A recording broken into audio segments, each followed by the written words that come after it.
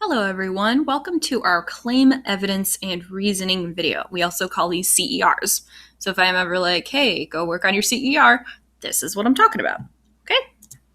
Why do we write them? So CERs are a way for us to effectively write an argument. And really that's what we do in a lot of things in science and language arts especially as well. You can't really just state a claim as a fact and move on with your life. If you make some crazy claim and somebody's going to try and fight you on it, you can't just say, well, that's a fact and not support your argument, right? That doesn't make any sense.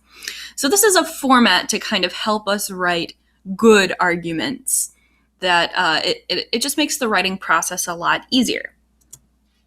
So a claim. The claim is simply your argument, and it should be a statement just on its own. It shouldn't be diving into evidence, shouldn't be saying why. It's just, what is your argument? So, have an example. My dog is better than your dog, and a picture of said dog. That's my claim, right? It's something that's debatable. It's just a simple one-sentence claim, okay? Big, bold, right at the top. My dog better than your dog. Evidence. These are your facts to back up your claim. They should be observations and numbers from any activity or lab that we've done recently, or if you're going to do a CER based on research, should be stuff that you found through legitimate sources online. Okay, these need to be observable. I can't look at the same things and come to a different, say like, you measured something was 5 centimeters and I say, no, it wasn't 5 centimeters, right? It's a hard actual fact. Something is 5 centimeters. My evidence example, and yes, evidence does tend to be lengthy, and that is okay. That's a good thing. Okay, my evidence. My dog is very smart. This is observable. She understands abstract concepts that most other dogs don't understand. If you tell her, go get him, she'll go and find Mr. B wherever he is in the house.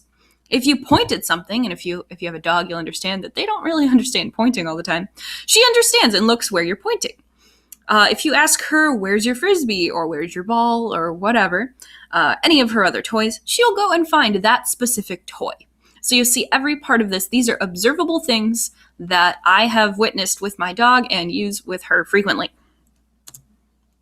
Reasoning. Now, this is the hardest part for sure, but it can really make or break your argument.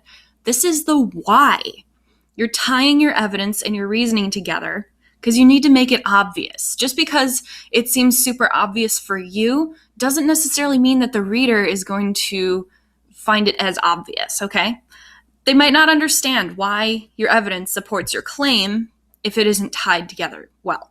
So kind of the format should be so, or therefore, or then, if blank, then blank. You follow that format for this whole year, you'll do great, okay?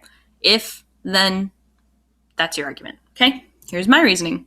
So, if my dog understands abstract ideas that your dog doesn't, then my dog is smarter and better than your dog. There's my reasoning. I'm going to tie that all together. I'm not going to go through and read this all over again.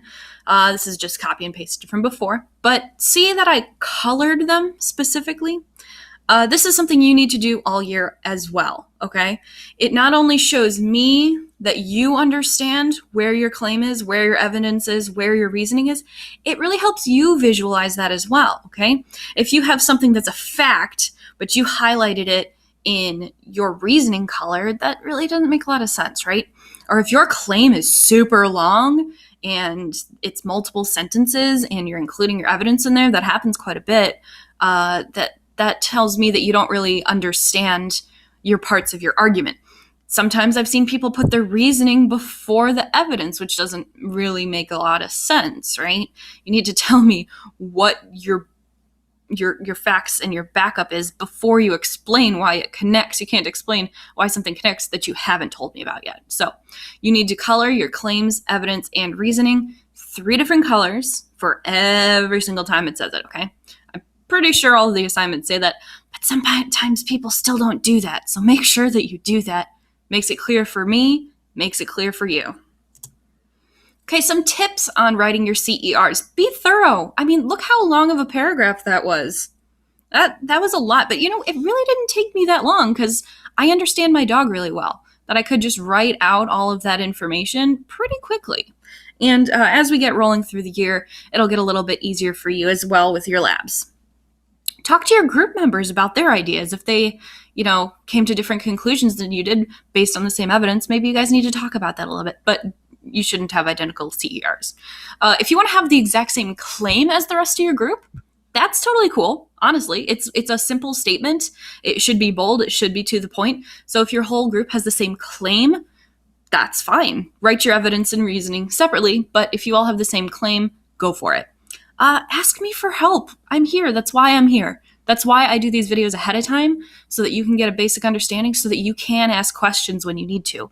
But please don't come to me while I'm yelling to everybody, turn in your claim evidence reasoning, that you need help. Do it before it's due. I'm usually pretty good about email.